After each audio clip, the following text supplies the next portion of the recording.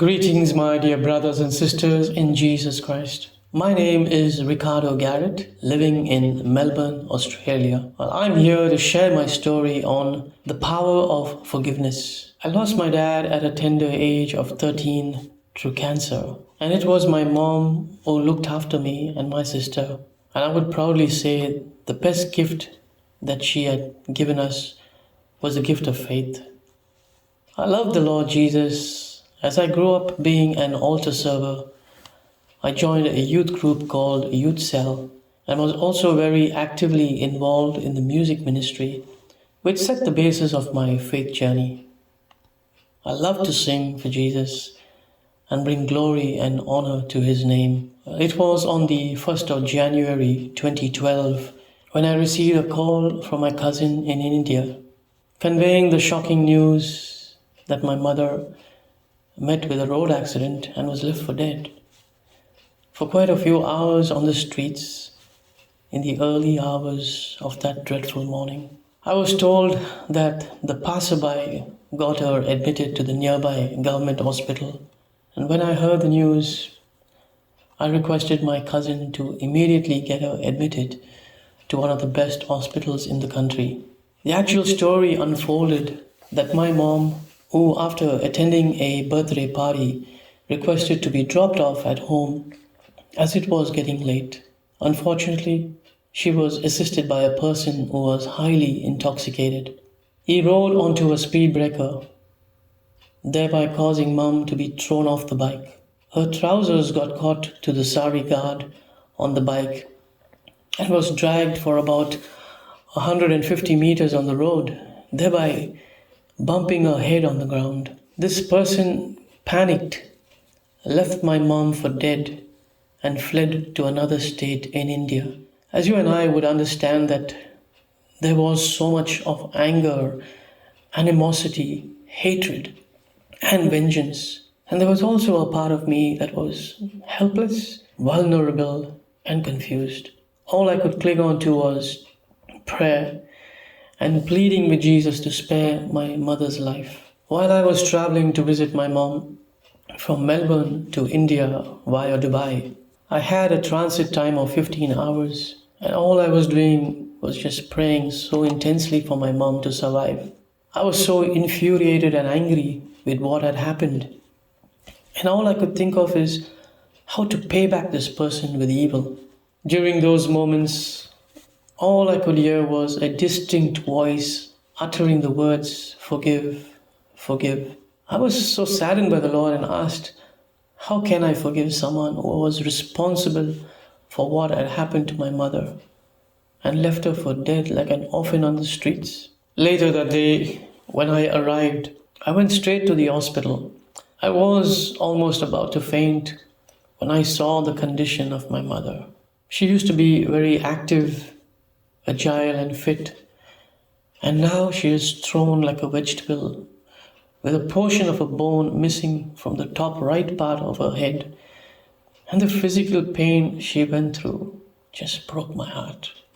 During the accident, Mom broke her right hand. She had a tracheostomy which prevented her from speaking and revealing what actually eventuated.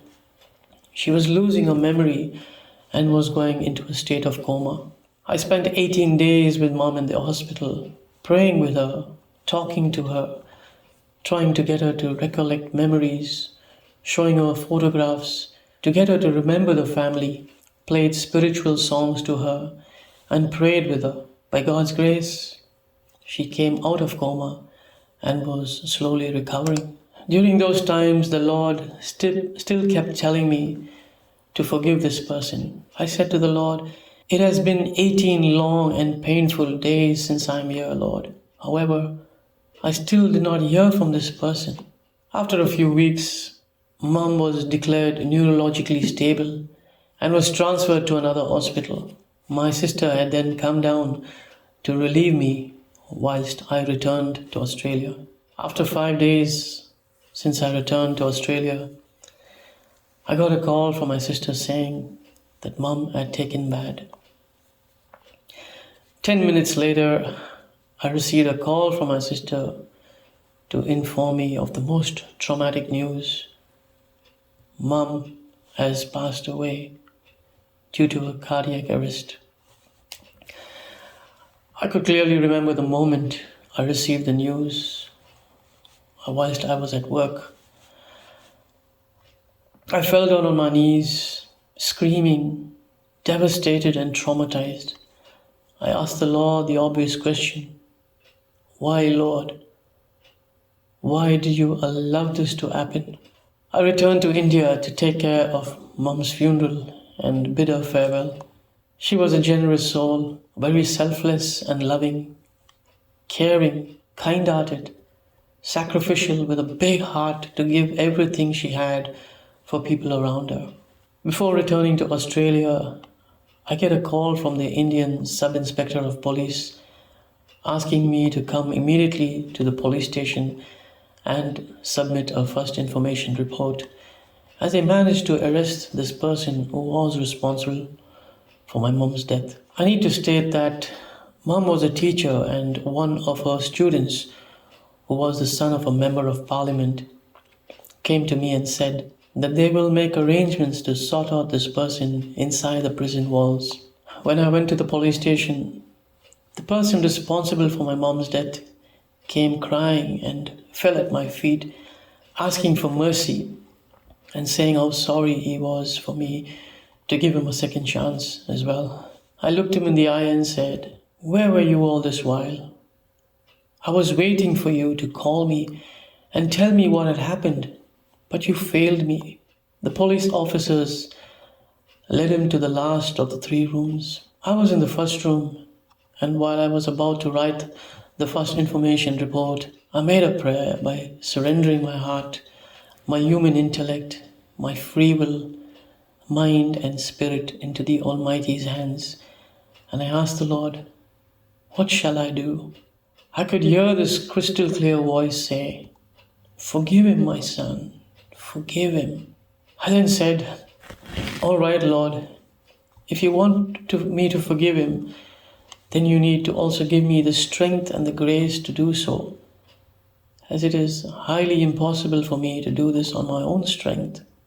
I then put pen to paper and submitted the report to the sub-inspector, who after reading it just abused me and asked me to leave. He was so angry because due to political pressure, they took the trouble of searching and finding this person. The report which I wrote mentioned that this person is one of our family friends and he has nothing to do with the accident. And I then walked away. Brothers and sisters, I just need to tell you that this moment wasn't a feeling or an emotion, but a decision to forgive. And I felt the strength instantly to do so. I returned back to Australia. My mom actually passed away on the 5th of February 2012. I returned to Australia very broken and I felt so offended. I was suicidal and was about to end my life when I got a call at exactly 12 midnight from one of my friends. He said, I feel so weird calling you at this time. However, while I was praying, I was led to call you immediately. I broke down and cried and shared with my friend what I was intending to do. We prayed that night and also prayed the rosary over the phone. You know, God sends His angels to rescue us from such situations. And now I am redeemed and set free, my brothers and sisters. I just wanted to reiterate that in life, everyone makes mistakes. The Word of God says in Romans 3:23 that all have sinned and fallen short of the glory of God. Luke 6:37 also says, judge not, and you shall not be judged. Condemn not, and you shall not be condemned. Forgive, and you shall be forgiven.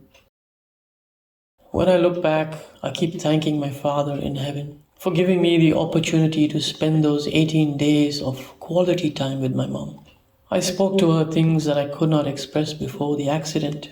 I made peaceful conversations with her, told her that I love her, and that is what stays fresh in my mind and heart. I managed to reconcile with everyone, and I pray for them. forgive and bless them whenever I think about Mom. During this incident, although I used to be very active with the youth group, music and various ministries, I was not in the Word of God. Now, brothers and sisters, I am married to an anointed woman named Belinda and blessed with 2 anointed children, Daniel and Cecilia. We walk with the Lord every day of our lives, and every decision we make in prayer. My wife and I have been blessed, and there are numerous testimonies we can share on God's providence, presence, mercy, and grace. The purpose of this testimony is not to judge or blame anybody, but rather to bring hope to people who are in the bondage of unforgiveness and who are going through suicidal tendencies. May this testimony of mine bring glory, honor, power, and praise to the one true living God, Jesus Christ. Brothers and sisters, if you are struggling with unforgiveness, resentment, or hold a grudge in your heart, I urge you to please submit to Jesus, and He will empower you with grace and strength to forgive and live in peace with yourself and with the world. I love you all in Christ Jesus. Amen. As we enter into the presence of our Lord and Savior, I wanted to let you know that after I lost my mother through that road accident, I was in a very deep and dark place. I thought that my life is history. Yes, brothers and sisters, I was wanting to end my life. I felt orphaned. I felt like a loner. My tears dried out. I spent so many sleepless nights, traumatized by what had happened to my mother. There were no answers, no explanations given. Everything was a big question mark. I said to the Lord, Lord, I obeyed you and forgave, but I'm so helpless and desperate in need of your touch. Please don't be like a gentleman knocking on the door of my heart and expecting for me to open so that you could enter. No, Lord, I just want you to be like a fireman who can see my life burning, who breaks open my heart and life and comes in and rescues me. Yes, brothers and sisters, help certainly did come, and it came through an angel who made that call that very night to rescue me. And just like me, there are a lot of you out there who are going through a dark phase in your lives, who think that no one knows your inner secrets, nobody knows your immense pain, and no one cares about your existence. You have suicidal thoughts, depression, anxieties, addictions, struggling with unforgiveness or inferiority complex. You feel humiliated, shamed, and abused. My friend, you have only one opportunity. Yes, just one. And this is your day. Give your life. Give it all to Jesus, my friends. Surrender every single thing to Him. As His word says in 1 Peter 5:7, cast your burdens unto Jesus because He cares for you. Give Jesus a chance. He wants to come in and save you from your situation as only He can.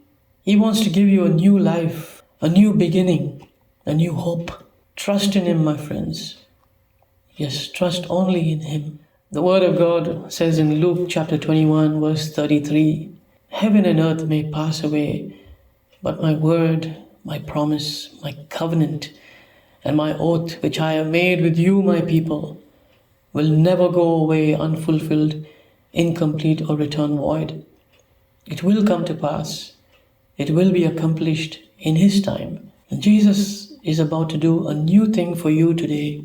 Isaiah chapter 43 verses 18 and 19 says, do not remember the former things or consider the things of old. I am about to do a new thing. Now it springs forth. Do you not perceive it? I will make a way in the wilderness and rivers in the desert. Yes, dear brothers and sisters, there is going to be a breakthrough in your life, and today is the day. You are set free from every spirit of unforgiveness, every spirit of oppression, depression, anxiety, guilt, addictions, offenses. Every trial, every tribulation and affliction that you have endured is finished. It is uprooted from your life completely in the mighty name of Jesus. Be free in Jesus' name. Amen. Praise Jesus, brothers and sisters.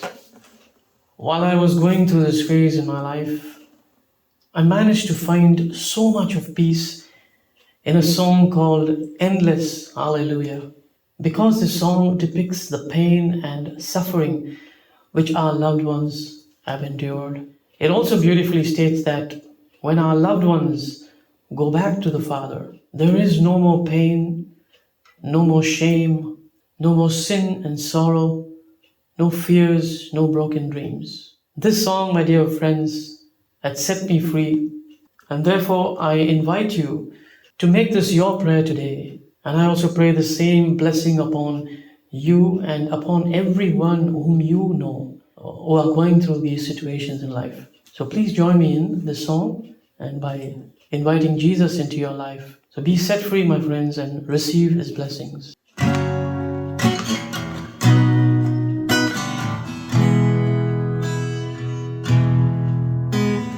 When I stand before your throne, dressed in glory, not my own, what a joy I'll sing of on that day. No more tears or broken dreams, forgotten is the minor key. Everything as it was meant to be. And we will worship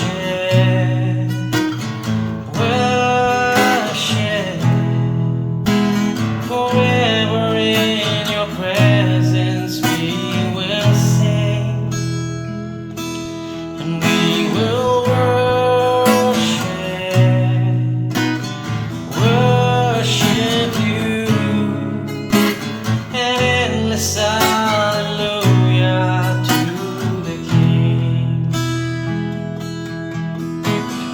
I will see you as you are, love you with unsinning heart, and see how much you paid to bring me home. Not till then, Lord, shall I know, not till then how much I owe.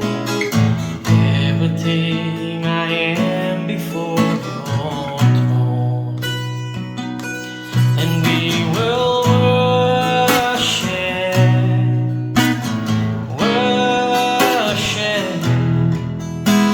forever in your presence. We will sing, we will sing, we will worship you, an endless hallelujah to the King. No more tears, no more shame, no more sin and sorrow ever known again. No more fears, no more pain.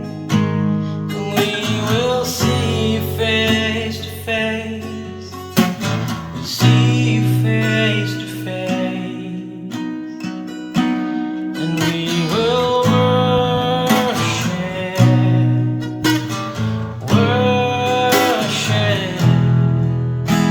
forever in your presence. We will sing, we will sing, we will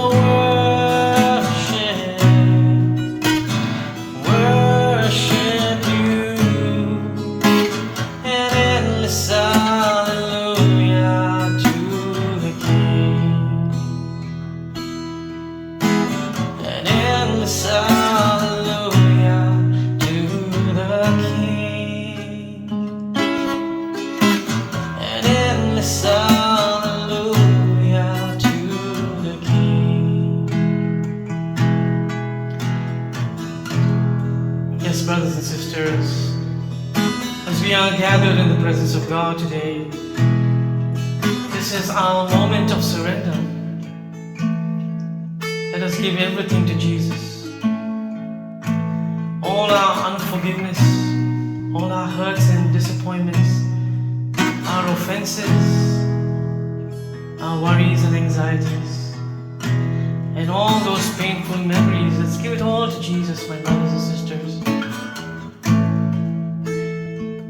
For Jesus loves you more than you could ever love yourself, and He wants the best for you. All you have to do is just come into His presence, and He will bless you.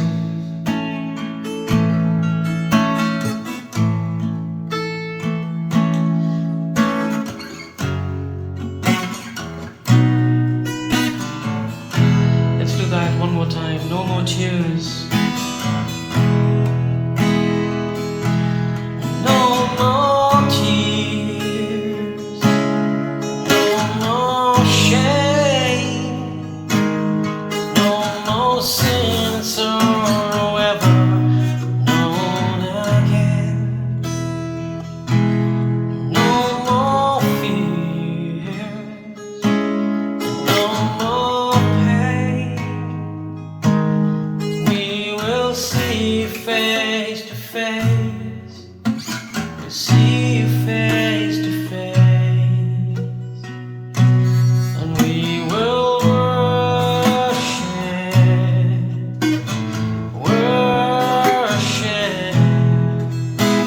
forever in Your presence. We will sing, we will sing, we will worship You, and endless hallelujah to the King,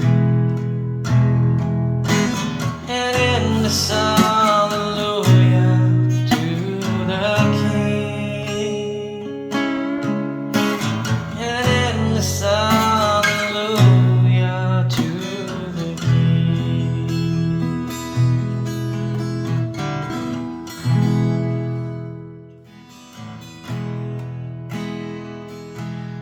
No more tears, no more shame, no more sin.